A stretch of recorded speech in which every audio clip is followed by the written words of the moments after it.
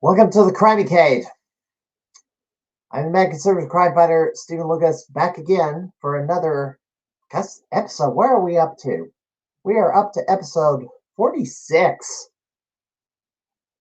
Oh, yeah, and we're just about at the 1 year anniversary of me doing this podcast.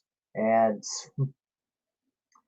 I'd like to have gotten to the big 5-0 and anniversary day, but that's going to be short because there was some weeks where I did skip for various reasons. But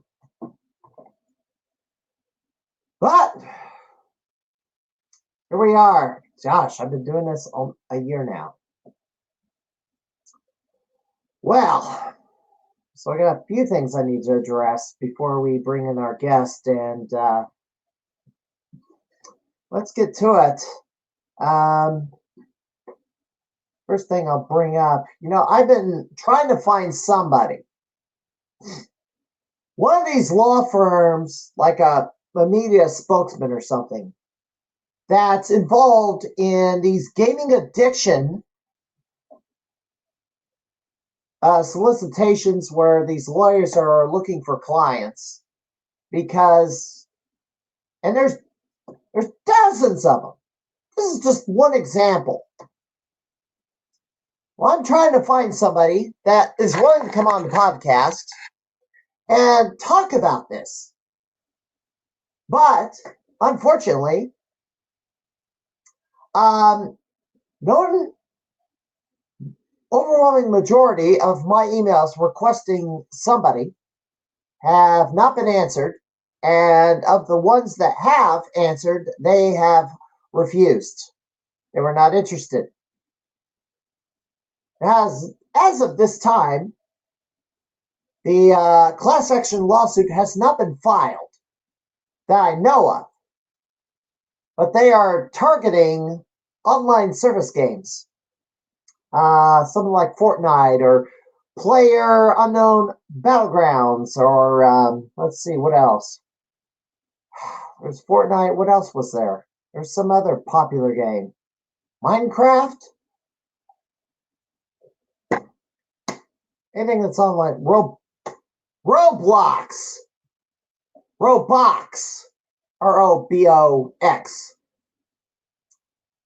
So they're wanting to sue a bunch of companies. But right now, they got to find clients. And overwhelming the comments. Yeah, you got that right, Tracy. World of Warcraft. Yes, that's another one I forgot about. Yeah, that's been around forever. Oh, that's another one. Okay. Anyway, I'm still looking for somebody associated with this, and nobody stepped forward. So next week I might give my editorial comment about all these law firms trying to find a client to sue gaming companies. And by the way, I'm still trying to get to 100 followers on this. So I'm at 66. I need 34 more. Anyway, high scores. And there hasn't been much new scores set at Galloping Ghost lately. It's just been Andrew. He took the house high in emergency call ambulance. He's trying to 1cc it. He also got the house high on boxing bugs. It is now a world record. I don't think it's a world record yet, because I think there's a higher score at the former Grinkers in Idaho, but don't know. 393. Jeff Stellman out of the Underground Retrocade set a new house high on Ninja Combat, which is a side-scrolling beat-em-up. In fact, that came out in the initial wave of Neo Geo games. It is bloody hard. Too many daggum cheap hits. You only got 4 points of health, and the enemies would start landing hits in rapid succession, and then you're pretty much dead. If you get caught by an enemy, rattles off 4 shots, and it's over. Yeah, so that game's been a real quarter muncher. And the game of the month for Arcade Wars is Metal Slug, the first one. So far, just one arcade has put in scores for this. But it's early. Gosh, it's early February. So that's. I know there's some good Metal Slug players out there that Galloping Ghost needs to come in and put a score in on. And this Saturday, yeah, it's Super Bowl weekend. I'm going to be dressing up in the Chiefs' colors for Sunday. Red, white, black, and yellow, or gold. I'll be dressing up. Yeah, I know. What's his face is booing. Yeah, I gotta dress you for a second. So, I have to address something that happened on Tuesday, and unfortunately, kind of read something that upset me, and now I'm gonna have to probably gonna have to do a bit more behind the scenes to kind of try to undo some of the damage that has been done. So Tuesday I was on the Bloodcast. Well, actually, I should go a little bit before this. Last Wednesday, I had the host of the Bloody Wars podcast on this podcast because he was only available on Wednesdays. Now, I gave him a chance to answer a challenge. He decided not to answer the challenge. He just decided to run away. But what he won't do on screen, he has no problem saying off screen, which bugs me. It's like, if you're going to decline a challenge, why don't you just say it out loud where everybody can hear it? But he didn't do that. I mean, that's kind of weak. I mean, if you're going to refuse, just flat out refuse. That's all you have to do. You can say no. I mean, you might get flack for it, but you're going to get more flack for not giving an answer or trying to take the fifth, I guess. So, now, not everything about this challenge was quite right. In fact, the initial proposal was, I even went and said, if you were asking me to accept the challenge on these stipulations, I would have said no deal. And look who's here. Ugh, I know it. I knew it. This guy was going to crash the stream. Of course he was. Say hello to all the Twitch, everybody in Twitch land, Cody. Say hello. Yeah, you're so rotten. You are so rotten, little boy. Ugh. Yeah, let's see those Cody remotes or emotes. Oh, we got a raid. King Cam Blackman has raided the stream. Thank you very much.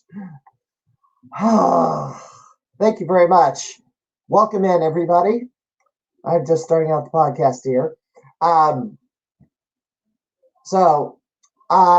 Starting the challenge that was turned down, I tried to bring it up. Everybody's kind of tiptoeing around because, a certain somebody, when you go on somebody else's stream, you're a guest and you're in their house. Likewise, when you come on this stream, you're in my house because I'm the host. I've got control of the stream. And, being a guest on a podcast or stream is a privilege. It is not right. However, I mean, if you want to make yourself look bad, That's perfectly your right. It's perfectly your right if you want to make yourself look bad, doing something dumb. But anyway, yes, JP Pitts has. I gave him what I brought it up. I have threatened because he declined it off stream. You know, I'm threatening to go out and buy a glitter jacket and a glitter top hat and show up at the next Bloody Wars tournament dressed up as King Cam. Just play mind games.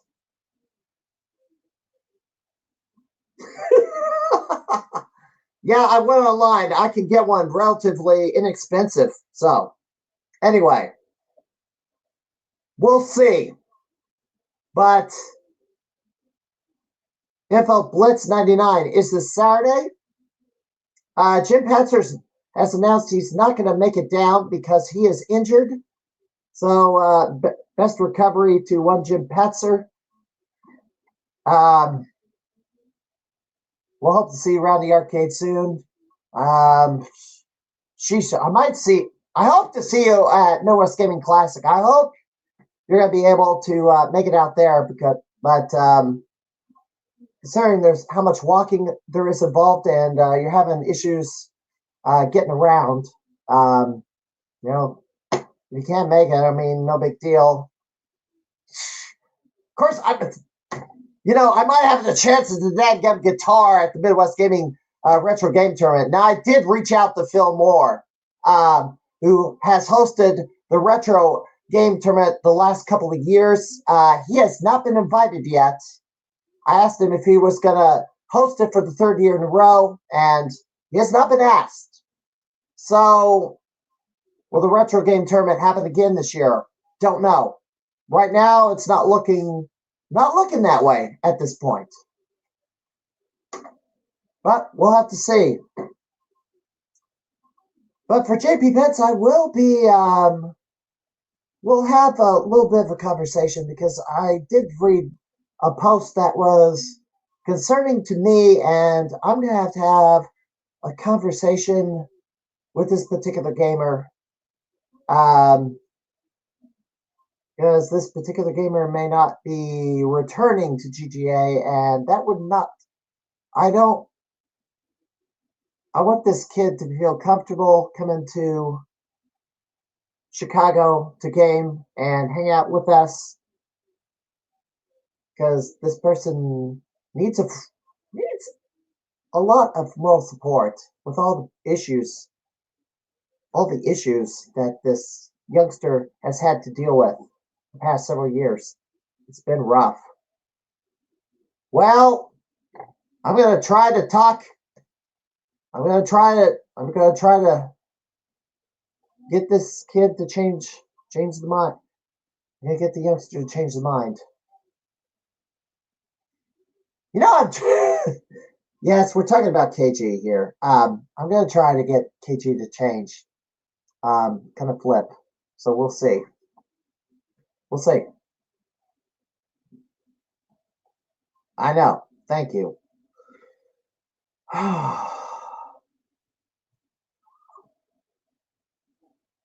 Oops. I tried to show the message here. Anyway.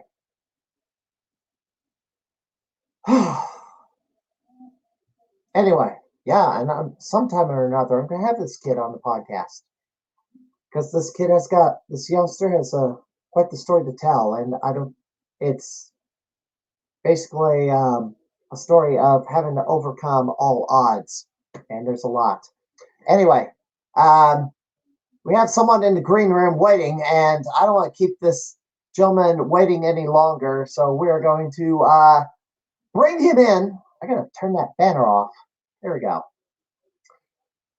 All right, introducing this man is probably Zer's biggest rival. That's Justin Vithel's biggest rival. Almost knocked him off for the T20 title back in 2023. last year, well, pretty much got the same number of high scores as two other players, including Zurst. Actually ended up in fourth, which was kind of surprising, but it was kind of close. But anyway, this gentleman, I think, is the most likely person to dethrone Zurst for the T20 title. And we're going to bring him in right now. Welcome in, John Liming. Hello, deeply flattered. Thank you for the kind words. So where are you tonight? I'm safe at home. Currently recovering from a mild illness, but looking forward to in a couple of weeks coming down to Galloping Ghost, actually, since it comes up very highly in this podcast. Tracy Gleep says, hope you can be in this time. No, that was a lot of fun getting that close. I'm going to let you know a secret here. It is directly proportional to how many shmups are on that floor. Not touching Zurst on the shmup game. And maybe I can outplay him in a light gun game or two. So I'm looking forward to the next round if they'll... Hopefully it'll just be a good standard T20. Last time he tried a 21 game, so maybe he'll keep mixing it up a little. Thank you, Connie. Yeah. T20 last year was different. It was. Although I did appreciate the 21st game, the War of the Worlds. Oh, I didn't know which one actually took number 21, but yeah, Skyskipper was cool too. But that was the last game unveiled, and it was fair enough. A surprise to everyone. Although I've been hoping that it would show up. Mm-hmm. All right. Well, let's talk about you. You've been, I guess, go back all the way to the beginning. What got you into gaming? Gaming specifically, literally as far back as I can remember. My family had a Nintendo Entertainment System, and I started playing that probably way younger than I should have in the grand scheme of things, but sort of followed the general trajectory of Nintendo to PlayStation 2 onwards. And regarding arcade games, I visited Galloping Ghost in 2015, and I haven't really left it since. It's a life-changing experience in a very literal sense. So, what was the very first arcade game or console game you ever got your hands on that ended up being the hook? Carnival. Carnival? Yes. Are you familiar? Yes, very. Fair enough. Just gotta check. So that was the first game you've ever played. And how old were you? Oh, no, not the first I ever played, but the one that got hooks in. Okay. The first one I ever played was, I think, Tetris on the Nintendo or Dr. Mario, something purposely low stimulus, I'm told. Like I said, don't remember that well. But, and you were how old when you first touched one? Jeez. I was literally sitting in my mother's lap while she played. And so whenever I put my hands on, that would have to have been like 1 or 1.5 years old. 1 and 1.5? Like I said, way too early. You were a toddler. Yeah. Wow. So I guess how good did you get because it's like you touched those games early and very early in life before I guess you just barely got out of or maybe you were still in diapers. I don't know. I'm fairly certain I was, but no, the first actual memory I have is when I was probably about 3 years old, beating Kirby on the Nintendo Entertainment System and begging my dad to take a picture because I didn't know when I'd possibly be able to do that again. So somewhere in someone's photo book, there's a very blurry CRT picture of the ending of Kirby's adventure. Wow. Yeah, always been into games. Always been into challenging myself and playing with other people. More so for my own challenge and benefit than for the social aspect, I find. Now, you grew up with a Nintendo Entertainment System. When did you have your first experience with arcades? Now that's Carnival. That was Carnival. Okay. Yeah, sorry. That is conflated a couple questions there, but the first time I actually really locked in and like couldn't stop talking about it, couldn't stop thinking about it, was when I went to a school friend's birthday party at about 6, I think. And he took us to a mall around here. I don't know how familiar you are with St. Louis specifically. I know you live relatively close, but it's a Yes, I do. It's closer to close. I'm closer to St. Louis than Chicago, although I seem to go to Chicago a lot more often. Mm-hmm. Well, if there's anyone in the world that remembers West County Lanes, it was just a nice little arcade in the basement of a mall and had all sorts of fun games. And for some reason, I just saw Carnival. I was way too young to appreciate what it was. Put like my last quarter in it, did not even get one shot off, got killed, couldn't stop thinking about it. And then 12 years later, I found one of the machines at another bowling alley or something. And then finally, those two synapses linked, and it was just like, okay, I got to find more of these light gun games and figure out what the deal is with these. And I'm going to bring up this is so if anybody wants to challenge the Carnival score, that's the score to beat. Come on, there's room in there. I haven't finished it yet. Oh, you have that's not a 1cc? No, it was very close, but the full story is I spent a ton of my resources and stamina just doing it incorrectly. I did not know what like packing points was at that point. So I went to Chicago, did that, was told the score wasn't valid, then came back the next weekend and placed that. But by then my arm was cramping and it was a mess, and that is like 3 screens before the end of the game that score came from. Okay, so you were not quite. Were you battling the final boss? Yes, I think I got to Token Tucker, I believe is his pronunciation. Someone please correct me on that. Token Taker! It's not Token Taker. I'm going to shut this podcast right now. Nope. I looked up an interview from the guys while I was researching this stupid game for how to play it. And the guy pronounced Token Tucker. And it does match the umlaut above the A. And I'm sorry, this is a podcast. I'm going to represent good, true Carnival fans here. I will not accept Token Taker at this time. Okay.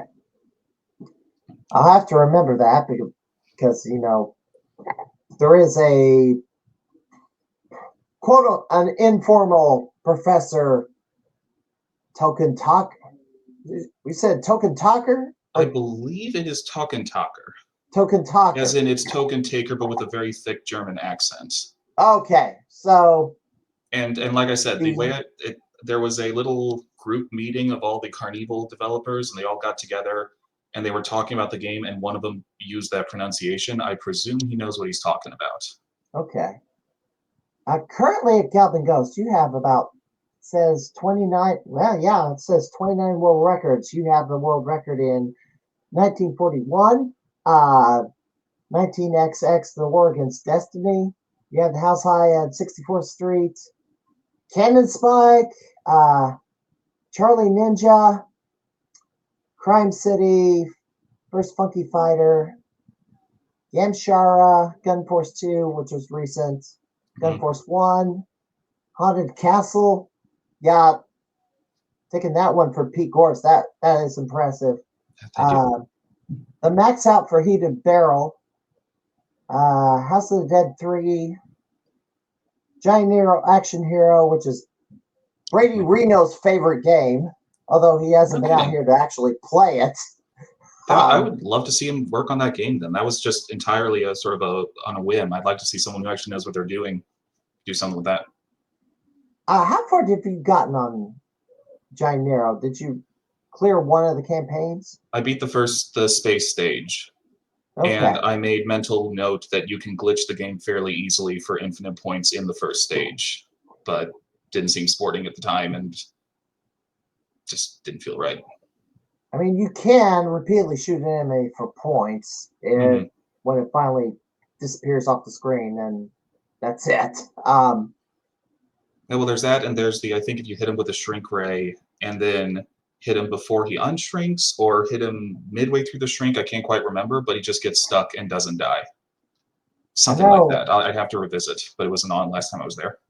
Yeah, that glitch would also cause me to can't advance in the game, and it's like you're stuck. But they do eventually die. It just takes like 20 minutes.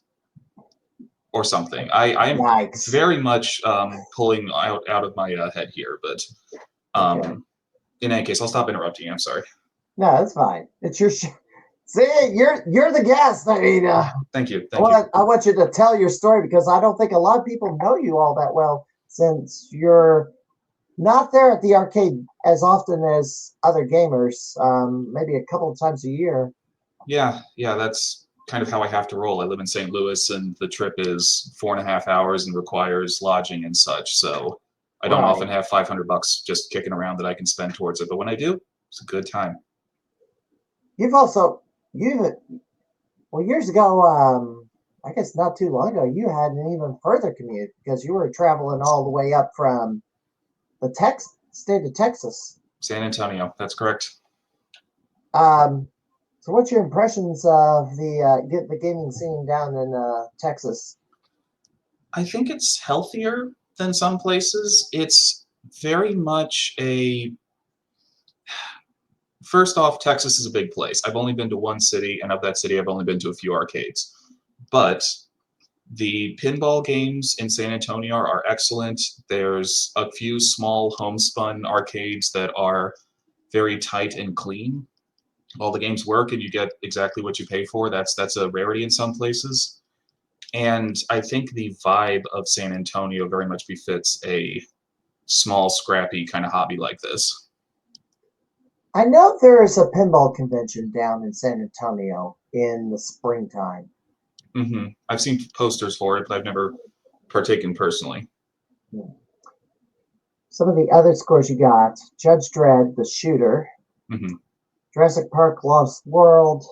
Ignore that. That is awful. I do not have that. Oh, okay. Ninja Spirit. That I played that one and can only go so far and keep getting wiped out by that giant ninja in the third stage. Nostradamus. That's a shooter. This one's fun.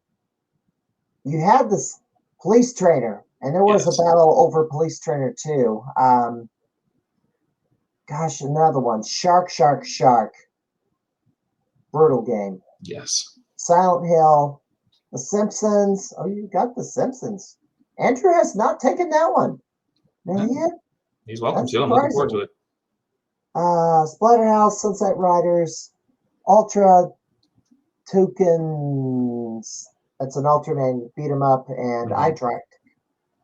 I was battling Andrew for the high score on that one, and he kind of pulled away from me, and I just could not progress any further into the game.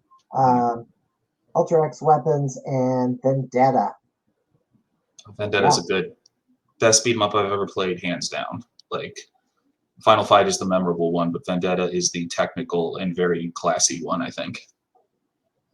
So you're ranked number 6 in the power rankings, and that's largely because you got so many high scores from the T20s. The one game I had not mentioned in all this is something that's been a specialty of yours, and for a time you had the world record on this, which took a lot of hours to acquire, and that is Galaga. Yes. Yep. Number 2 player worldwide, so far as I know. Marathon mode, at least. I do recall last year that you scheduled a special trip, and you were up to Galloping Ghost, and then you were challenging the world record on the marathon settings of Galaga. What score? Actually, I can pull that up. The score you got was and it was on the 3 million. Was it just 3 million? I thought there was a higher score. No, 21 million. That's the one. 21.2 million points. How many hours did that take?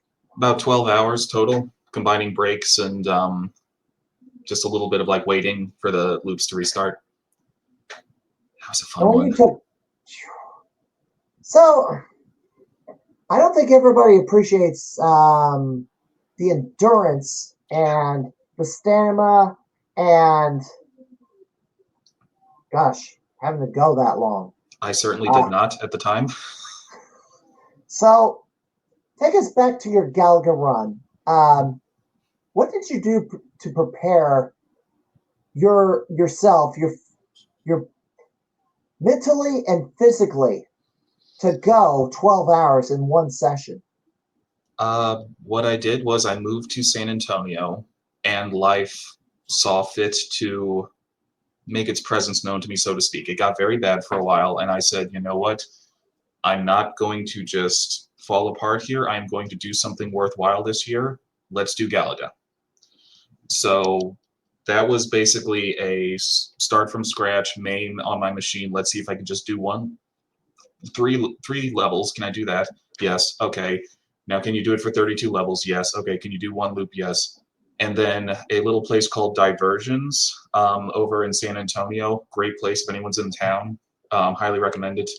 Had a wall of the class of 1982 cabinets, and I literally just went over there every weekend while my firstborn child was taking a nap with my wife, and just played an hour's worth to get one loop down, and then took a couple times to do a couple loops in a row, and then went to Galloping Ghost and found out there's a big difference between 7 loops and 2 loops. When you say a loop, that means Sorry, all 255 levels warp and getting to the, I guess, quasi kill screen. I mean, it has to be set on medium difficulty. Close. Has to be set on hardest difficulty, but you're right about that. Only one of the 4 available difficulties has, I think it's called D, technically, rank D. Only one of them allows you to proceed past level 255. The other ones have various weird kill screens of different types. It doesn't matter. The difficulty only affects, like, I think the first 10 or 12 stages, so it doesn't matter in the grand scheme of things. But yeah, it's 255 levels, and then the game soft resets, and you can park your screen in the corner of that stage 0 technically for as long as you want, but per rules of Twin Galaxies, you need to go at least, I think, 3 hours before you can take a 15-minute break. So that resolved itself into 2 loops, 15-minute break, 2 loops, 15-minute break. How long does it take to go through one loop? About 2 hours, I think. 2 hours. I think. I don't remember exactly, but it's a fairly 12 hours minus 45 minutes divided by 6, more or less. Okay. When you reach people who are not familiar with this, stage 0 on Galaga, what happens? It gives you the stage 1 enemy lineup, and they move slowly, but they fire fast. But what ends up happening is that slow flying, for some reason, I don't know the technical details of it, cannot touch you if you're on the very furthest edge of the screen. They'll keep firing, but they'll always be like a half an inch off. Or I think they fly past you, but they can't shoot. Something to that effect. This actually, I found. Oh look, I got a video. I gotta pull this up. I'm gonna go back on this one. Stop. There we go. At stage. There we go. This is stage 0. This is somebody playing stage 0. Now do it.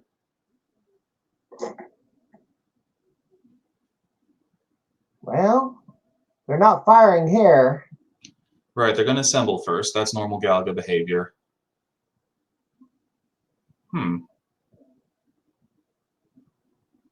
But they are, yeah. They seem to be firing a lot of bullets. I don't quite know why they're acting like that. You don't need to keep on stage like that. Yeah. That was a fine video, but that's not what stage 0 should look like. It should be, maybe they were playing on a different skill or something. I can find, actually. Let's see, this might be it.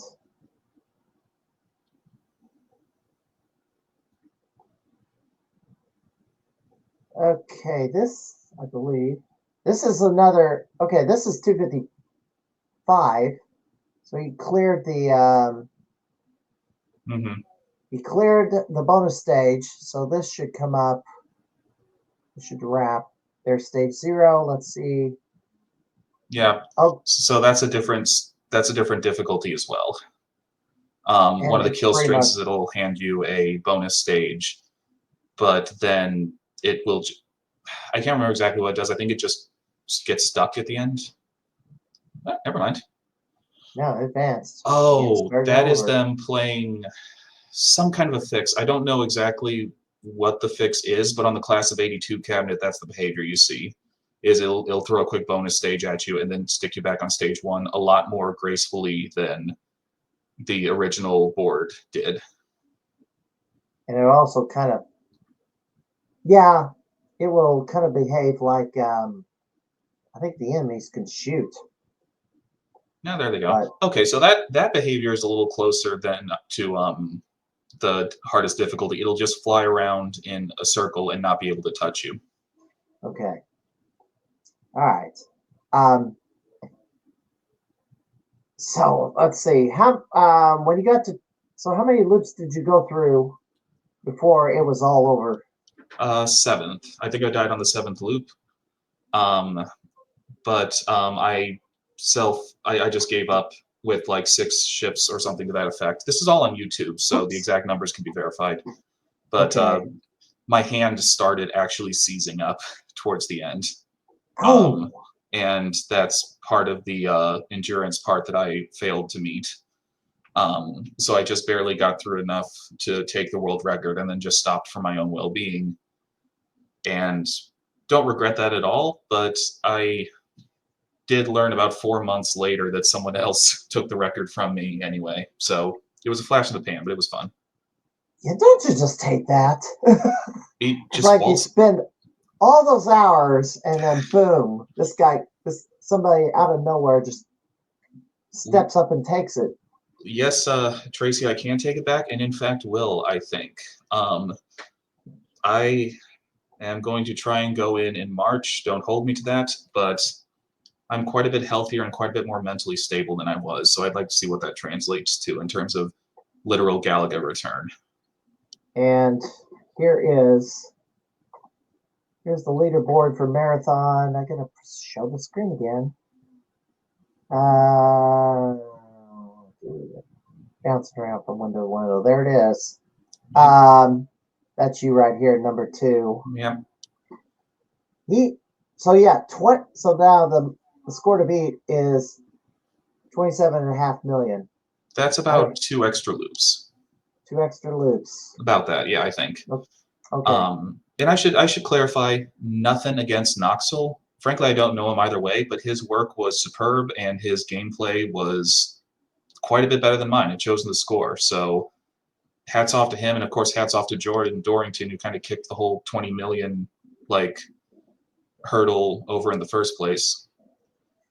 But it just doesn't sit right to me that I put all that work in and only got 4 months. I would rather like to have a few more months. Well, it's not even 4 months because yeah, okay, fair enough. it looks like it was about 8 weeks. Yeah. It took a minute for them to verify it, but that's the state of things. You can't hold on to these records with like an iron grip. It'll just drive yourself crazy. So my only regret here is that I did not, I think, cause or encourage that in any way. He was just an entirely divergent, woke up and decided to play Galaga himself, so far as I can tell. Right. But good on him. He did it. All right. So let's go back to GGA. How did you find GGA? A coworker of mine recommended the pinball half of Galloping Ghost. Actually, we were just talking about games, and I mentioned pinball's kind of cool. There's a couple games at at Up Down. If you're familiar with that one, they kind of have a regional presence in the Midwest and South. And they said, yeah, play some pinball over here. And I figured, okay, looked at it, and I'm like, okay, you didn't mention world's largest arcade next to it. And then I confirmed they had a Carnival machine just to see if it was worth my time. Mm-hmm. And traveled down on my own and planned to just spend like one day and then see the sights in Chicago. And then I spent all 3 at Galloping Ghost because the place was insane to me, to someone who thought that arcades were quite literally dead. Never even bothered to look for a live one. What year was this? Do you I think remember? I think it was 2017 or 16. If you look, well, no, that won't work. Um, if it's really important to you, you can check the date set on, I think, Shark, Shark, Shark, and it would be close to that. Yeah. But I know it's a it's a fair estimate. yeah. And But yes, that would be an accurate statement saying went up to Chicago to just spend. You were going to spend one day at Galloping Ghost and then you ended up spending three. I always recommend 2 full days for a first time visitor at the Ghost because of how many games they got. Exactly. And now it's three. Now it's gone on to 3 games because now they've got 1,025 games on the floor. Good on them. And Ooh, now they're golf going clap to for that add one. more. Yeah, no, the fun part of that trip and what actually kicked this thing off, because even when I went there and saw that, I was like, oh, this is cool, but I feel like I've gotten the most out of it. I played the games I wanted to play. And then First Funky Fighter was on the floor, and I was like, oh, this is kind of a weird, fun little game. Played with it a little, beat it, beat the world record. And up until that point, I had seen all those placards, and like every world record that I'd ever seen in my life, I figured that was beyond the moon for mortals like me. Then I got one. So I figured out here's how the camera works. I talked with Pete Hahn. He was extremely generous and explained to me how the system worked, and he was very patient with me while I figured it out. I beat First Funky Fighter, thought that was a larf, and then I came back and Shark Shark Shark was on the floor, and I was like, oh, Sky Shark, I remember that. Played that, world recorded it, and I'm like, okay, well now we got something here. And since then, I've kind of just been refining it. Every trip I go, I just get a little more efficient, a little better at like picking my targets and practicing ahead of time. And it is very much an addiction, though not necessarily to games, but to making numbers get bigger, I suppose. You said addiction. I did You say know what I addiction. was talking about at the beginning of this podcast. Yes, Trying I to plan find to make a whoever great it deal of is. money off of that. I don't know. Yeah, be careful because some lawyers could come bounding in and say, "Oh, you're a potential client.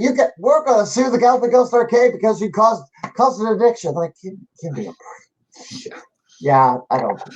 So you're saying you're not even a little bit interested in beating that score, and then I'm just sweating on the stand. And anyway, no, I don't mean that literally. I just mean that it has unlocked something in my brain. I know other people have that part of their brain. Obviously, I can look at the 5 above me and the number below me and be like, okay, this is clearly not just me. But it has put me at an odd disadvantage because I didn't join in through the community. I've only joined in by literally walking in the building and walking out. And it's been a very slow and methodical, like meeting people, remembering names. You yourself, I only met through the T20. And it's an amazing community that I just had no idea existed. And that's a sin in itself. This thing should be way more obvious and way bigger than it is. So, have you been to any other arcades in the Chicago area, like Underground Retrocade or maybe Prince Arcades or? I dropped in Underground Retrocade once. It was a very impressive place, but unfortunately I could only spend like a half hour there. So I just popped in and actually tried out their Galaga machine. Met all my standards, but I just didn't have much time to be there because that was for a wedding. I was just attending a wedding nearby and just sort of walked down and gave it a shot. But I am very impressed with how Chicago seems to be sort of becoming this nexus of arcade and competitive gaming. You're also one of the more taller gamers out there. You're 6 foot. I'm guessing 6'5". With that, am I close? About that. Most arcade cabs are about, oh gosh, 5.5 feet tall, thereabouts. It depends on the cabinet and how big the marquee is. Being that you're taller than most gamers, has it made it any more difficult to play the games because you're having to lean down, or maybe you're just have to like sit on a stool? Oh, sure. Stools are stools are my go-to, but I will say, and it keeps coming back, it all comes back to Carnival, it is a massive boon for when you're playing a light gun game because you can Right. just push the gun against your chest as opposed to like up where your eye is, and it's so much easier on the arms, and I can basically fire forward and hit 60% of what the game wants me to hit without needing to adjust my arms or head in any way. Now, light gun games you seem to be specialized at. I've watched you play, and you fire faster than just about any gamer that I've seen play a light gun game. How do you do it? It is very specifically left hand holds the gun, and like I said, I like to brace it against my chest so that it just holds still, and I can kind of do this because you really only need like 13-ish degrees of movement in any direction if you get the distance right. And then right hand sort of loosely placed on the trigger and just kind of, it's not a hard motion to make. It's just you don't fire a real life gun like that for good reason. So I guess people don't really just think of doing it like that. Okay, so chest, gun against the chest, and you have an easier time firing and reloading. See, now I'm always doing this, and it's No, and I'm like, you're going to exhaust your arms if you do that for too long. It's literally all down to just brace your arms so that you don't have to put a lot of energy into it, and then just right hand very loosely on the trigger. If you grip it too hard, then you're just wasting a bunch of energy and your arm will seize up. It'll be a mess. And also, most light guns, this depends on the model, this depends on how the game's calibrated, don't actually need you to fully pull the trigger. You can find the sweet spot and just kind of fiddle with it, like just on that little quarter centimeter of the axis, and some games just don't know what to do with that. They'll just unload all 5 bullets at once, or sometimes they fire, sometimes they don't. It's a little different feel for each cabinet. Okay. Also, so with the gun down here, you're not like, how do you aim, or how does it make it easier to aim, or is it you have to? You get a feel for it. Like, get a feel for it. Okay. Yeah, I will admit I have a, let's call it a blind spot when it comes to games that require really good aiming. So, for example, House of the Dead gives you bonuses for getting headshots. Body shots against things are no problem, but nailing that headshot every time is a little trickier for me.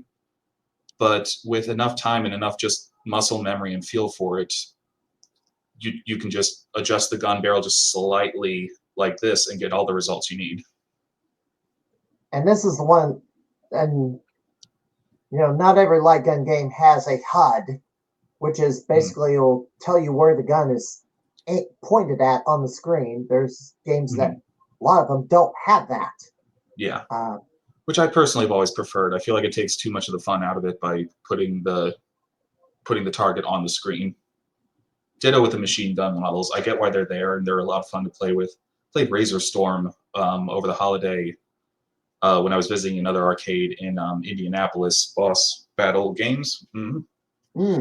But I just feel like the tactile motion of one shot, one result is why I come back to those games. All right. So your thoughts on T20? I mean, you came close to toppling Zurst. That was fun. They're thinking of making changes to it this year, but what are your thoughts on the T20s that you've participated in so far? I love them so much. I think that they are the ideal arcade environment, a mixture of competition, randomness, and just absolute nonsense on the actual cabinets. I love watching people discover strategies and put things together like on the fly. And I like that a lot of the games, at least a few of them out of every iteration, have nothing on them online. And so we're all just stuck in a room with it trying to figure out how that power-up baseball game works or whatever. Oh, yeah, that one. Oh, that was so much fun. I lost that T20, but that was my favorite one. That was like the just sports games for people that have no idea how to play sports games. Yeah, power-up baseball, yeah. And there's a secret to that one. I might exercise. Yep, that's the one. Tracy and her lost by 82 runs. Yeah, they won't let you leave. They will absolutely just grind you into the dirt. And my favorite part is I looked up, this is how much fun it is. I looked up on a laptop in the evening, like developer commentary on an interview that mentioned there were cheat codes and then gave a couple examples. And then I tried them out and the cheat codes worked. I could get my character to literally turn into a black and white version of Babe Ruth, I think, but it doesn't do anything. The cheat codes aren't impacting the game at all. So like the game's just literally not done. It's a prototype. But that kind of like I'm looking up a developer interview to find information about it because no one else knows what they're talking about is so much fun. And that's the place you got to go for it because not everyone's got those prototypes kicking around. Or if they try to do something similar, they have really well-known games that are so explored and known that guys, you know, like me, like Xerxes, like the usual top three, have probably played half of them already. And Tracy says she doesn't know how baseball works. Well, she's from the UK. I don't think they even have baseball in the UK. Everybody's like playing either soccer or cricket. Oh, Power Up Cricket would be good. Power Up Cricket! It'd have about the same effect. I effect. don't even know how to play it. Oh, she said you don't have cricket there. Well, what game? It's rugby. Well, what games do you have, Tracy? You got, there's some major sports league besides soccer, aka football. Since you don't have baseball, well, we have football. I thought you told me you don't have cricket. I'm confused. Anyway, so 2023, you came in within one. Yes, that was exactly what I would rather lose by one than win by like a ton because it's that just grinding for the last thing that I really want. At the time, I didn't know Xerxes was. I knew he was good, but I didn't know he was like the guy to beat because you just walk in, you play the games, you get the score. So learning afterwards that like that was such a big deal has been a little humbling and maybe not entirely deserved. It was just the games were my favorite that year. I do remember the post-game interview. You were talking about your one putt. It was a putt. Yes. Yes. I don't remember what it was called. That golfing game. Yeah, Skins game. If I had to have exactly one move that like sunk that one point, it was like a single putt that I could have made but did not. And like I said, that's just how the game goes. Very much looking forward to the next one. And I feel like the last one that I went to was a bit of a fluke because I was so exhausted. I just finished moving from San Antonio to St. Louis like a week prior. Wow. I just barely scraped over and got there. And I think I did good for what I had going for me, but like I could not focus towards the end. And I'm sure you heard me babbling or trying to hold conversation and just not making a whole lot of sense towards the end. I mean, you were fatigued. Yes. Yeah. It's a 21-hour grind, although they wrap it up at like Saturday at 8 o'clock.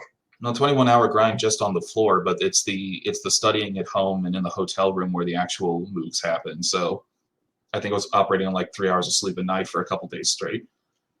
Not that I'm trying to encourage anybody else to do that. That is not healthy, but that's... Yeah, I ain't gonna do that. I couldn't sleep if I wanted to. That was just such a eventful month. But, yeah, that's how it goes. Now, last year, anniversary week. Gosh, we had Game 1. Your thoughts on the unveiling of Game 1000, if you remember? I remember. I think that I'm just going to come out and say it. He did it wrong. He did. Really? He did the wrong thing. Doc absolutely flubbed that. He should have had a big mirror. He pulls the curtain aside. There's a big mirror. Congratulations, everybody. You're all 1,000. Eat, drink, and be merry. That's not a bad idea. Or there's the other like meme pics. There's the Deadly Presence or whatever. Would have been nice to see that. Dark Presence. Dark Presence. Excuse me. Like I said, I'm new here, but I think Road Blaster. Sorry, that's how much I had in me that night. But I think Road Blaster's a fine game, and I'm glad that he put it on the floor. and I'm glad everyone was there. It was a good time. I shouldn't complain. Just, man, I would never in a million years have clocked that as game 1000. I'm not entirely sure that was intended, but what do I know? Well, they were intending to get that thing make that the game since they delayed the unveil part. They were having, it was 2 hours late. I was outside, kind of just seeing Doc running up and down the street in kind of a panic. I don't know. I should clarify. I am in no position to complain or to contradict. That guy made it to 1,000. Period. He could have put out, like, I don't know, Double Dragon 3 or jeez, I don't even know, Minecraft, like Explorers Edition or something stupid like that, and he would have earned it. 1,000 games is 1,000 games. Right. So good on him, and it was a pleasure to be there for the formal unveiling. I'll avoid the chatter of what you thought of the Gamer of the Year pick, because I think we all know, and it's beating a dead horse. I remember he I believe he said, like, he's not excited or proud of any of us. Hard guy to please, I suppose. I would have probably vacated the belt last year. I've never quite figured out what qualifications he even uses, and it looks like the arcade just needs new blood to make that, like, mean something, you know? Like, I've seen a couple of new people come into the arcade, and I don't know if I should name names here, but, like, there are very specific people that have just kind of shown up and just blazed a trail through it, even if they don't live there. And I wish that Doc would prioritize, like, newcomers and kind of just get someone else on that wall. Not even me. I'm not even asking him to, like, you know, that's not why I'm saying this. I'm just saying, like, he needs the arcade needs new blood if this celebratory thing's going to I agree with that. I actually agree. There has been some new people that have just appeared out of nowhere and took some world records that unexpectedly, like, very recently, I tussled with I think her name's Chloe Gwen or something to that effect. Yes. Who took First Funky Fighter, and really lodged it in there. Like, I eventually took it back, but it was a very long and arduous fight, and I got the chance to talk to her afterwards, and it was great. It sounds like she likes the place and that it's new to her, to them, and I wish that, like, I wish that kind of camaraderie would be better recognized. But and I'm gonna have a chat with KG soon, because as I mentioned, kind of alluded to earlier. Oh shoot! I'm sorry. I didn't. No, it's fine. Ignore me. Sorry. No, it's fine. It's fine. No, I would have brought up you were battling with KG over First Funky Fighter. So yeah, I'm glad you brought it up, because I forgot to bring it up. KG is a tough gamer. Never ever judge a book by its cover, and this kid has dealt with adversity and kind of a lot of problems growing up, and it's not this kid's fault that it happened. It just got dealt a bad hand because of a rare thing that afflicted certain people, and it was a devastating thing. But hopefully I can have this kid on my podcast to tell the story, because I think a lot of people don't understand KG and wouldn't pretend to understand. I'm sorry, I think I stepped in something here. I don't know. No, you didn't step in anything. You're perfectly fine. Okay. No, there's separate disputes going on, and you're not involved in it. You're just you're not involved in this. I did allude to it at the beginning of the podcast, but I will get this worked out. Right. And I don't have anything to say about this because I don't know the details. Just right. Yes. Anyway, would love to have him on the podcast, though. That'd be cool. We'll move on. Anyway, where are we at?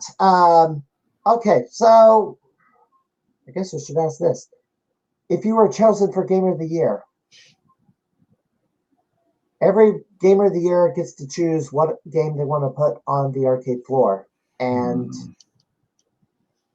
do you know what game you would like to have added to the arcade floor, Galloping Ghost?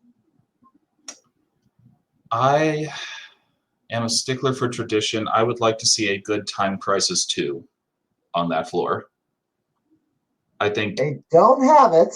so far as I know, no. And I know it's kind of a basic pick. A lot of places have it, but it is the best, literally the best light gun feel of any game I think I've ever played. It's the gun con like kickback. Ooh, actually, shoot. Okay, there was a Time Crisis sequel. I think it was like Crisis Zone or something. Yep. Yeah, okay. How about that one instead? That's way more rare and probably way less experienced. But as much as I decried automatic guns, it changes the calculus somewhat when the game reacts to that like machine gun feel, like just cutting swaths through like a shopping mall with a machine gun has never felt better than in that game. I didn't know it was rare. I did Well, see okay, it quite often back in the day, but I assume rare because I've been around and I have not seen a single one anywhere, but I've seen like 4 or 5 Time Crisis 2. So I could be wrong about that. I would love to I play know it it again. came out later. And I think maybe in between 2 and 3. Mm-hmm. I didn't like it as much, but I don't know. Maybe it's because the game was too different from the regular Time Crisis. I don't know if I'd like it. Like I said, it's been a long time. I just have very vague memories of playing the game as a kid and going, oh wait, everything reacts to gunshots now, not just like little bonuses. Right. And that was quite a revision of expectations for me. Future goals. Future goals. What scores are you chasing currently? I'm working on a Vapor Trail, hyper offensive formation, I think is the full term. And that score is held by Mussies. I had it for a time. I haven't gone back to it. Good man, but I think I got that one in the bag, assuming that the game performs up to expectations. There's a glitch that I am not using. Not sure if you're aware of it. Probably not. Yeah, there's a way that you can basically do a full infinite screen clear all the time, and I'm not even going to bother asking if that's allowable. It can't be. Yeah, I don't know how to do it, so I wouldn't know if it was even. And also Treasure Diver, that awful game. Oh my goodness! I love Andrew Kusobe. has that. Yes, he does, and it's a high score, but I think I can edge it out, and I don't think I have to rely on randomness. And likewise, I am not glitching it out, and I am not going to do the little trick that gives me the first round for free. Talking a big game here, might not be able to get it, but I think I'm on the path to a good clean run on that. Now, if I should ask your thoughts about Andrew Owasco. So he's 2-time Gamer of the Year. Has the informal title of Ghost Rider, which is the #1 spot in the power rankings. He's got the Professor Token Talker position. That's accumulated tokens. That's what it's called. Wow. Yes. Well, that's what I called it. 9,000 tokens, 9,500 tokens that Galloping Ghost accumulated. But the power rankings is basically tokens from the scores you have, the high scores you have. So that's a separate metric. Right. If you were up at Galloping Ghost like every week as much as Andrew is,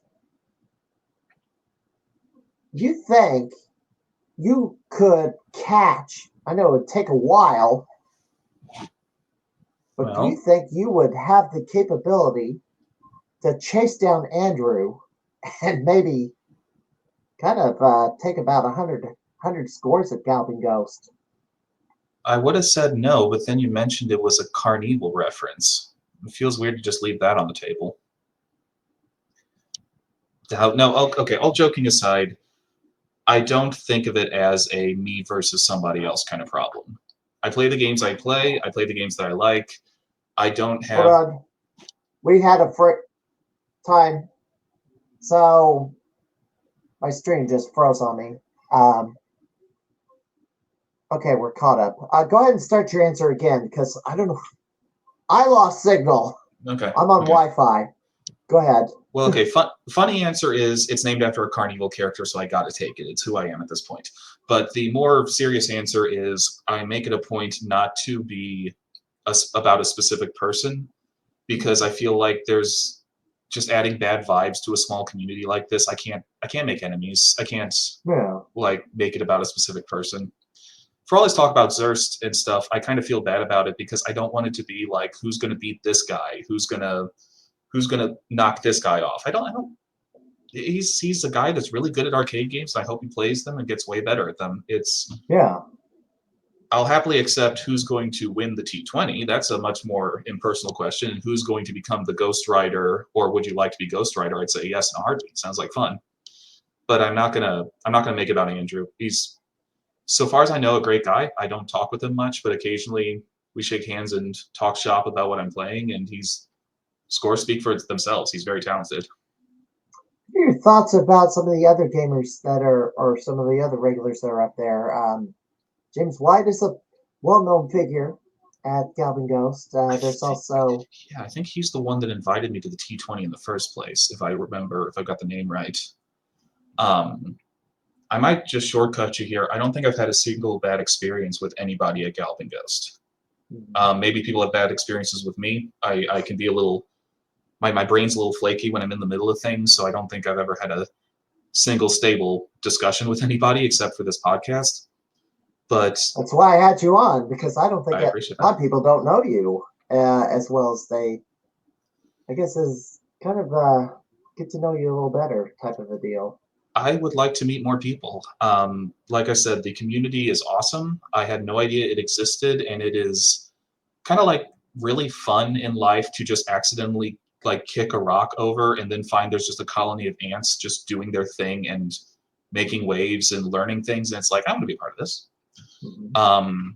So like James White's great. You yourself, we've exchanged words a few times. Tom Meter has always been extremely supportive of me when I've been doing like weird Galaga runs and quick fixes on machines. Like, obviously Doc is Doc. I haven't talked with him much personally, but I'm a big fan of his mission and his like what he's doing with what he has. And just, yeah, like if I haven't named anybody specifically, that's not because I don't know you or want to get to know you. It's just because I probably don't remember your name because my brain's fried whenever you talk with me. But and you're only up in GGA a few times a year. I'm hoping to make it a bit more as time goes on. Like I said, having $500 kicking around for it isn't as common as it used to be. Right. But I do live a fair bit closer now, and as the community, as I get more embroiled in the community, I have more reasons to go back, because it's not very much fun just playing games and placing scores if no one's there to actually talk about it. Well, now Doc Beck also has these challenge cards. Yeah. Have you received yours yet? No, but I'm hoping, and I think this is dependent on Tom convincing him to receive one in a couple of weeks when I go up on a Friday and Saturday. Basically off stream. I have to. Monday is so hard for me because that means I have to miss at least 2 days of work. And yeah, I love you guys. I love Galloping Ghosts, but that is a big ask for someone who does a 40-hour work week. Maybe Doc can do one of those quick live streams where he can just pull out the phone and then just do a quick little presentation Because I am flattered, but I'd really just prefer to get the challenge card. Like, at least just see what the games are on it. I don't need the praise. okay. Um, Well, you got to know what your challenges are because once certainly, you yes. complete the card, other gamers Hmm. who have challenged or completed their level 1 cards. I still got Food Fight left on mine Good game. because the game has the arcade stick has had trouble. Yeah. And they say it's a board issue. Ugh. So the joystick doesn't want to. It will work for a while and then it will not move. I Yep. mean, or That the happened. player will not move. That happened on Splatterhouse, and it broke my heart. That's the worst one. Splatterhouse. Oh Mhm. yeah. Well, that's an 8-way stick. This is a 48 position stick, Well, and excuse me. I don't know the plus, game that well. yeah, Food Fight's a 48 positions on the stick, and you can apply light pressure or heavy pressure to move into a direction. And Mhm. the problem with that is certain directions would stop responding. I mean, your face would point that direction, but the character would not move. Yeah. And it's like, apply more pressure to the stick, but it doesn't do any good. Well, that stinks, but that's kind of just the nature of the beast, I guess. Like, Yes. but hey, best of luck. They're got good repair techs over there, so if it's going to get fixed anywhere. I hope they fix it I hope it's fixed next time I'm up there. But where I was going to go was once you completed your level 1 card, get your level 2, you can try to grab one of the other challenge cards that were Hmm. issued to other players and then try to complete their card. Oh yeah, I'm game. Um, it can you actually see the card unless you're on site though? I've never found a way to like see it online or have any kind of. So the cards are not, they don't post the cards online, but when they present the card to the player, they show the card on the live stream. Okay. So you can freeze frame it and then read the challenges off. Okay. All right then. Um, I wish they would post the cards. uh, well, I have heard independently that like they're working on like re-releasing like their website or something. So Arcade.com. and Yep. that's been in the works for a very long time. So that's not necessarily a secret. But I'm hoping they add some functionality like that to make it a little more personal, not in well, it could be in a competitive way. Everyone else can, but like more in a admirable kind of camaraderie sort of way. I want to clear a game with somebody. It's a lot of Mm-hmm. fun. Um, Now, besides the arcade, any gaming feats you've gotten outside of GGA, like tournaments, competitions? Do you participate in, I don't know, fighting game tournaments or pinball tournaments or? Not really, and that's not because they're not there. I'm just not a competitive guy by nature. Which I know sounds weird, but it's like direct competition when the guy's standing next to me. And it just I get anxiety, stage fright, I guess. Um, I did participate in my first pinball game tournament before I left San Antonio and got properly trounced. But it was a learning experience. I learned so much of that thing, like just basic words and nouns to look up online. So I think I'll just get back into it as soon as I can just find a little more free time. Any gaming conventions you plan to go to? It's not gaming, but I'm going to go to the Magic convention in a couple of weeks in Chicago. So I The guess that's card game? yep, proper card game. My younger brother's way more into it than I am, so I'm really just going to be chaperoning and just sort of playing for fun. But I do appreciate hanging out in the community and just seeing people get really into something. Is there any games that you're trying to acquire? I have recently purchased, in all but actually handing the money over from Galloping Ghost as it happens, a PCB of Aero Fighter and Battle Runner Chelnov. Um, because the real game, the real long, whatever, all the scores, all the score cards or whatever, not beyond all that, I want to start my own arcade. So we're going to start learning. You know what? I'm going to go ahead and show this. I've got a video. I've got, this needs to be updated, but you get the point. I built a garage. I had a new garage built a couple of years ago because I had arcade games in my basement. Well, if I wanted any more games in my basement, or if I wanted any more arcade games, I needed to get them on the ground floor because carrying arcade machines up and down stairs is very dangerous. Yes. And if you lose your footing, it's over. You're done for. No, yeah, that's okay. Very nice. I'm not a muscular guy. I don't remember when this has got to be a year old because there's a lot more decor on the walls. Although I haven't gotten any more games. All right. So the game lineup you see is pretty much what it is now. Now that Mania Challenge looks original, or at least. Well, it was a Qbert. Okay. It's not a Mania Challenge board. It's a Mania board, but the Mania Challenge marquee is on it. Okay. For some reason. And then the X-Men. That was a 4-player fighting game. I don't know which fighter, or 4-player game converted into a 2-player fighting game, which is why that goofy little marquee is. Yeah, that's on a wall now. Yeah, that generic marquee. Very impressive. Yes. If I wanted more games, I had to get them all out of the basement and on the ground floor. Right. So, but I had to build a new garage with a room added on. Okay. Is it open to the public in any way, or is it just a hobby at this point? I shouldn't say hobby or public. What's the status of it, I should say? I do open it to the public during garage sale season. Okay. So if I'm hosting, during the neighborhood garage sales, I will open it up. People are coming in to, I guess, look at the crap I have to get rid of. They can step in the game room and play a couple if they want. For a donation, they can throw a donation down to keep this because it costs. Yeah.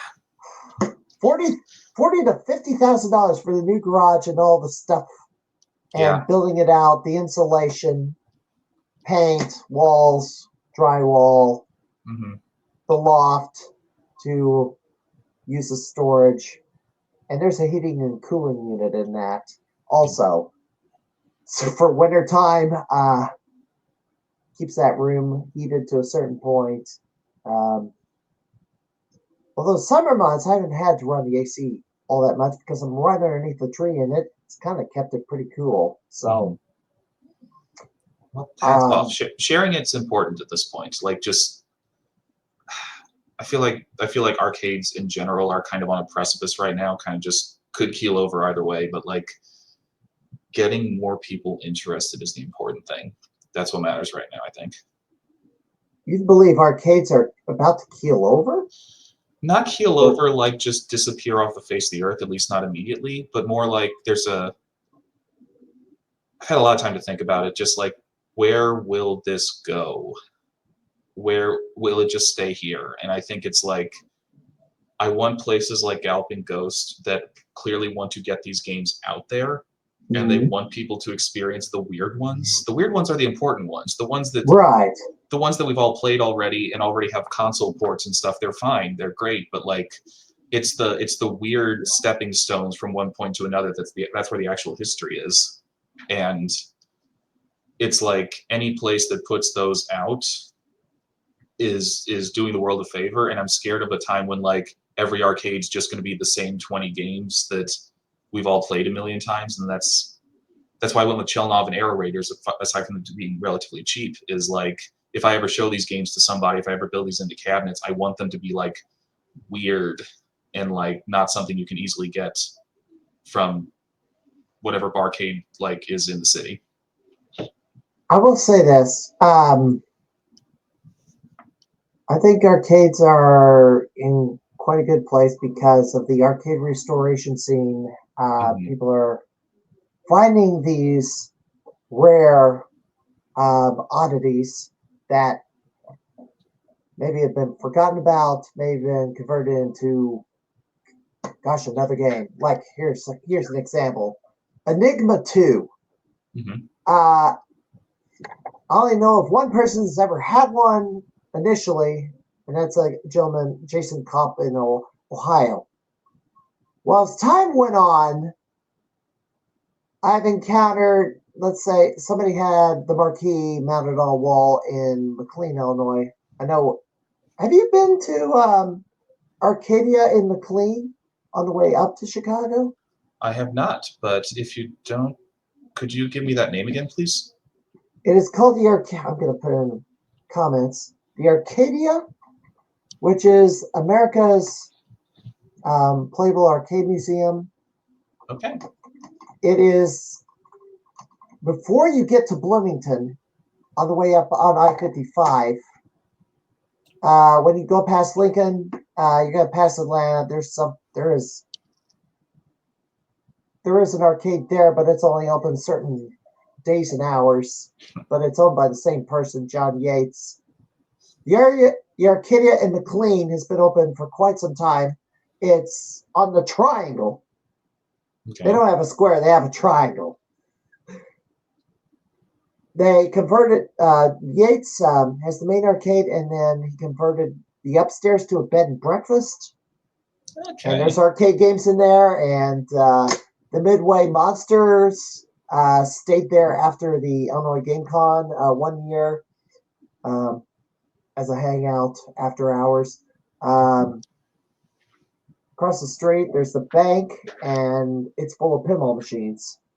Nice. So there's at least 100 to 150 arcade games and pinballs combined. All right. That's extremely It's respectable. Yeah, if you make it, if you're running up to Galloping Ghost and it's a Friday or Saturday. I love Galloping Ghost, but I feel like it has thrown my standards for a loop because, like, 150 games, yeah, that's pretty good. Like, that's in the running for the most games I've ever seen in my life. That's takes second place easily. So, like, that's No one's ever gonna topple. No one's ever gonna topple. No. We're all going to talk about roller coasters when Disneyland is just four hours down the road. It's going to have to come up, but nonetheless, I would love to check out that place and see some new places. Do you know if they're plugged into Arcade or anything? The list of their game list is on arcade.com because I edited it. I put it in myself. I haven't updated it lately, and I haven't been able to. I've been to some new arcades down in Evansville and then Olney, Illinois, and I haven't gotten them in other than the address. Yeah, but they're not accepting records. Like, they don't have any system like that. They are not in. Right now, they're not in the score chasing realm. Fair enough. It's not to say that you couldn't rig up a camera and record a run and then submit it to Twin Galaxies, because I'm pretty sure if contacted the owner of the arcade ahead of time that something could be arranged. Yeah, I take it so for granted because I started with that at Galloping Ghost. Like, most arcade owners don't want to talk to me. They do not want anything to do with me. They want me to buy my drinks, play the game, and like make the minimal amount of noise possible. But it would be nice if they were like game to just tell me a bit about their machine specs so that I can prep something ahead of time. So now that's interesting that you're saying that arcade owners were not willing to have a conversation with the their gamers. It's arcade owners are surly people. I don't really. I up down and diversions and this little place I went to in Kokomo, Indiana. Like, they're good places. They're good people. They are fine human beings, but they are not interested in fielding questions about, can you set this machine to the specific difficulty, or do you know anything about what model the board is or what the cabinet is? Even when those questions would be sure, yeah. No. Out of their wheelhouse. sort Yeah, of. and I get the impression a lot of arcades double as bars. Nothing inherently wrong with that, but Yeah. I get the feeling if you run a bar long enough, you kind of just don't want to deal with people, I guess, especially if you're like the manager and only the manager would know this kind of stuff. Um, Although I've had, when I visited a new arcade, I mean, I do have a conversation with the owner or whoever's what or manager. I introduce myself. I give them my trading cards, autographed. Now Let them. there's a possibility that people just don't like me, and that is fair. I come off a little curt. Think I may just need to learn how to talk with these people. Maybe get my own trading card. I Who don't knows? know. I've gotten people. I seem to be hated by a lot of people, or I live rent free in several people's heads. Probably because I'm opinionated, but Well, in any case, it's like if I can get a hold of some guy in Arcadia and talk to him about like, hey, do you mind if I just set a camera up? All I need is like some confirmation that the machine's on these things. I'd love to work with other arcades. I love Galloping Ghost, obviously, but like getting more people involved, like I just said, that's the important bit is just bringing more people into what this is, whatever it is. I will say that is one of the aspects Doc Beck is looking for in a Gamer of the Year is the community involvement, community activism for the arcades. As much as I can, I'm just a guy, but man, I wish there was something like a donation drive or something, some kind like something equivalent to Awesome Games Done Quick or something that's just like you know rev people up, get everyone excited, bring in acts and sideshows and stuff, and just like have a little donation tip jar or something, and just really make it a thing. I will say that Underground Retrocade last Thanksgiving did have a food drive Okay, tied with a retro gaming tournament, which I yeah, participated in, that's and good I then. finished and I did not win.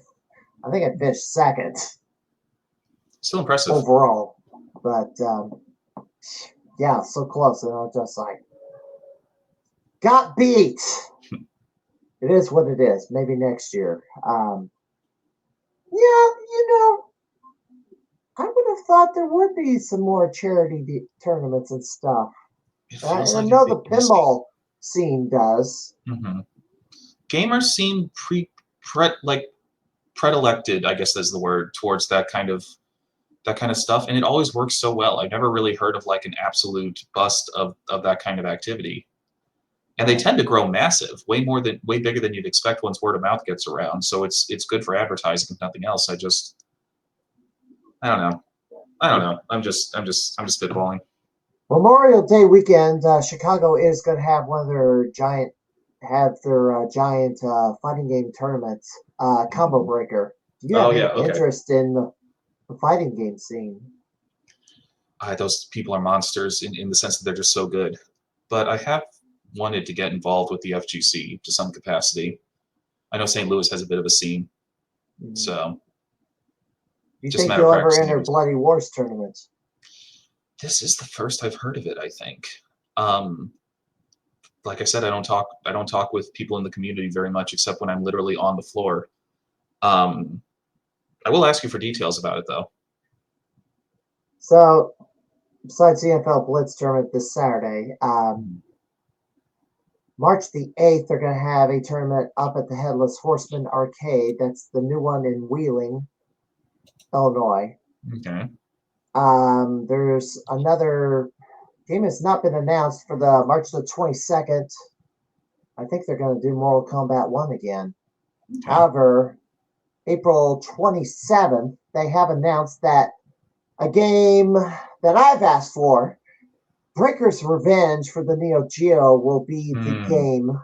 Okay. And I've declared that I will be entering that one.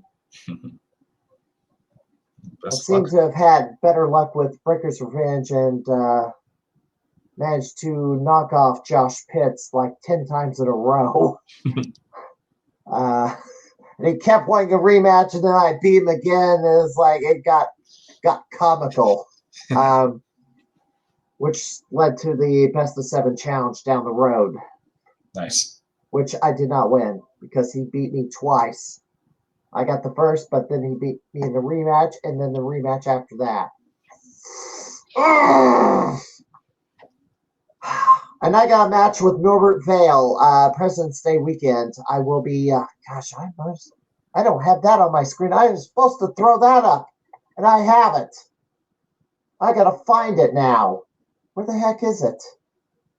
I've got to go to the Central. Oh, I know where I have to go. I have to go over here.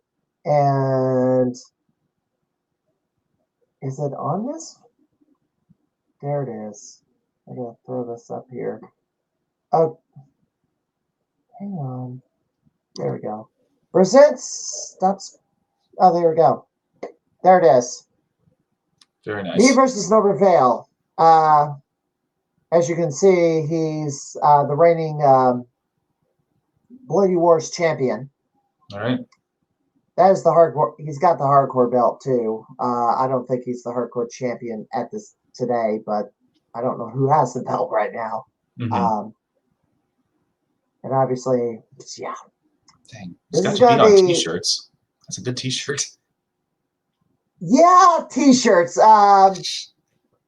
Josh made T-shirts of Chris Plackey versus Norbert Vale, and then a couple of people entered the tournament and then knocked them both out before they could even meet up on Mortal Kombat 4. Mm-hmm. Now this is Arcade Wars versus Blade Wars, so every game on the arcade floor can be drawn. Best of 7. 1 reroll per side. If you don't like the game that gets drawn, if the game is down, then there's an automatic reroll, but you gotta check it before you invoke your reroll. So are Otherwise, all the you forfeit it. Excuse me, are all the games like 1v1, or are they like just high scores? It depends on the game. If it's some games will be high score wins.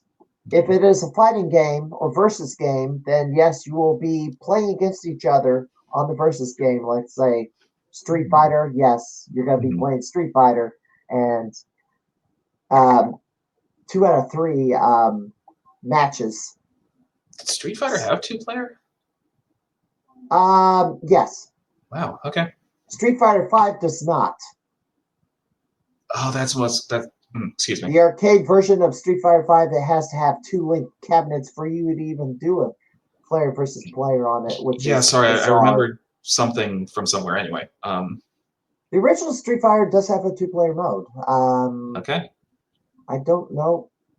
I think you can play versus, but I've never tried. I genuinely don't remember, and frankly, I have no clear desire to play Street Fighter 1, so I'll leave that question unanswered for now. Yes. That Now, if absolutely it's a throws game me. that's drawn that doesn't have scoring, like one of the Jurassic Park games, the one that's the one that you sit riding in a jeep and then Yeah. shooting at the dinosaurs, there's no scoring, believe it or not. Okay, there is some kind of a score, but I think that might be a shortcut for it. It doesn't display it, or it doesn't give it to you unless you get the record on the board. I know some games are like that. It drives me crazy. I know some games like House of the Dead, you have to put in a code to get the score to show up. Yep, you I do don't indeed. believe if that Jurassic Park game does have such a code. I need to find out and then put it in and then try to see how far I can get. Yeah, that's for some reason I have no idea why Galloping Ghost doesn't have a card for that one. It's a fine game. You can score on it. You just have to place. It's awkward and annoying, but it's doable. All Yeah. right. Anything else? So we're gonna say the last few weeks I've been running podcasts up over 3 hours. I have no intention of doing that this week. Is there anything else you wanted to bring up that I may not have thought of? Sure. folks, everybody out there, take some of my scores away. This is the closest I've ever gotten to a megaphone. I want my records to disappear and for other people to take them. So bring Be it. challenged. I'm challenging all of you and your friends and your children and your significant others. I want more people to start placing on these stupid boards. I should not be top 6. And that's closest I've ever had to be able to tell everybody that, and I'll say it again if I had to. Some of your scores are pretty hard to beat. I should have 6 world records. I should have about 6 or 7. I should not have half, even 3/4 of the games that I have, and I'm very much looking forward to somebody actually figuring those games out. Tell me what is the lowest, of all the scores you have, what is the lowest hanging fruit of them all? Maybe I'll take a shot at one of them. Jurassic Park. I was half cut and I was suffering heat stroke when I got that stupid score. I did it because I wanted the card on the machine to exist, and I figured if I place it, maybe that will force them to put a card on. They haven't yet. I believe they have, because you have the score. You have the score. The score exists in the database, but it doesn't exist on a card on the machine. I actually really like that game. I would love to get good at it and really place on it when I'm feeling a little more mentally up to it. But it's just never had a card, so I assumed it was off limits for some reason. Apparently not. Score to beat is 70,315. It's like 1.5. Although I've tried to play it and I didn't get very far. Well, okay. How about this? I'll take a shot at it though. Okay, how about this? A good, clean, people can do it. They just got to focus a little bit. Gun Force 2 is pretty easy to get if you just do 2 loops, and I'll entice you a little bit. It is functionally Metal Slug 0, in that it was made by the Metal Slug team before they left IREM, I believe. Okay. And it's worth it for that. You play it, and it looks like someone made a bootleg of the Metal Slug game and then kept some of the sprite work. So that is absolutely something that anyone can do if they just focus on it a little bit. And I think it's a fine game besides. I'd like more people to know about it and kind of get that little slice of SNK history, roundabout way. I think I know somebody that might be perfect for that. Because I think he has the highs on the majority of the Metal Slug games. Yeah. Not all of them. I was genuinely surprised that game doesn't have more traffic than it does. It's of historical significance. It plays fine. Well, I thought it was Chris Plackey. No, he has the score on the 4th one. Does he have what does he have in it? Yeah, 4, 5, 6, and does he have X? No. Raul Russo has X and number 2. But I think Chris Plackey would be the right man to challenge that Gun Force score. I'd love to see it. All right. Do you have a trading card yet? No, I do not. Okay, hopefully, well, maybe we got to work. I guess we're going to have to work on that. I know Tracy needs to have her card because she's the best female joust player in the world. Oh, that's you, Tracy. I've seen your work. Congratulations. Long. I just saw that joust was held by you, and that was very cool. That was one of the games I looked at before Galaga, and I just went, no, actually, thank you. That's not for me. All right. John Leiby, I want to thank you for joining me here tonight. Yep. She has the main world record. 30 million some odd points, but she also has the house high at Galloping with 30 million on. She has it at Galloping Ghost. She also went down to Texas to free play Dallas to duplicate the feat on a joust down there. Mm-hmm. If you can believe it. No, I can't. And then came back to Galloping Ghost and played in the T20. Yep. Yeah, she travels from out of country. She's She's an amazing player. But Mhm. anyway, John Liming, hopefully, I want to thank you for coming into the Crimeycade podcast and hope to see you around the arcade soon. I we just happened to run into each other. Gosh, the last time I was up there, and that's how I got you on the podcast. So Yeah, sure. Just tap me on the shoulder. Like I said, I'll be there in a couple of weeks, specifically February 21st and 22nd. Going to try and make those days in the evening to swing by. But yeah, tap me on the shoulder. Look for the track jacket. all right, well, I'm gonna be there President's Day weekend, so I'm gonna. I guess we're gonna ships passing in the night, but you're traveling up from St. Louis, so maybe you can make it over to McLean. I'll see what I can do. All right, John Limey, thank you very much, and have a great evening. Have a good night. Hope to see you around the arcade soon. Indeed. See ya. That was John Liming. He's one of the top gamers at the Galloping Ghost Arcade. And so, who is going to be my guest next week? Well, I got to get the presentation back up because I don't have it on screen. But, well, let me run through this before we get out of here. Share screen, window. There we go. Well, let me run through this. That weekend, by the way, John Lemmy is coming up for Sunday the 23rd is the Let's Go Retro Gaming Expo 25. That's going to be in Orland Park, Illinois. Now, Galvin Gus was at the last one. They might be at this one again. I'm not sure. Oh, okay, that's interesting. So there was a reason to go down there. Okay. Yeah, Let's Go Retro in Orland Park. That's on Sunday. And after that, yes, the Midwest Gaming Classic.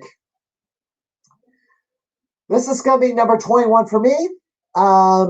Hopefully, yes, I'm going to have to, at some point, start going through the games that they'll be holding tournaments on.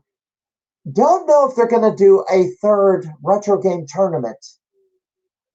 I know I finished in second place 2 years in a row. Did not get the guitar. I don't know if they're going to do it a third time. If they do, I'm in it again. If not, well, I guess I'll have to go after one of the other tournaments. I also know that C2E2 in Chicago follows. I need to get a graphic in there for this presentation. I don't have that in there, but C2E2 happens the weekend after Midwest Gaming Classic. And then, my phone buzzed. Did somebody try to message me? Oh, thanks. Thanks, John. You're welcome, John. Thank you. You're absolutely welcome. I'm glad to have had you on. Como Retro Game Convention. If I have the blues after Midwest Gaming Classic again, I'm going to go to Como again. There is going to be a Tetris tournament, so we'll have to see. The weekend after that is the Burger's Revenge tournament. But next week, we're going to have somebody from Texas on the podcast. He is the host of the Combat Dads podcast. That's Mortal Kombat fans. But he's also has the Wicked Arcade. He also has the Wicked Arcade podcast. He's very familiar with the Mortal Kombat. He does arcade restoration and in the fighting game community. Jojo Robles will be on the Crimeycade next week. People won't be familiar with him in the Midwest, so this is going to be an introduction for him. But until next time, and I'm going to raid a channel. Let me see if I had anything else. Yes. I am going to raid a channel. Let's see who's streaming tonight. Let's see. Who on Twitch? I guess scroll down. I want to thank King Cam Blackman for the raid earlier tonight. Let's see who's streaming. Looks like, I don't know. look at the people I'm following first. Matt Buck, okay. I've given him multiple rates. Oh, okay. Rutherford, the Brotherford is going to get the raid. He is playing fun. He's playing Final Fantasy VII Rebirth. So we're going to give him the raid tonight. And I want to thank you all for joining me on the Crimeycade. And have a good night, everybody. And stay tuned for the Brotherford as he plays through Final Fantasy VII.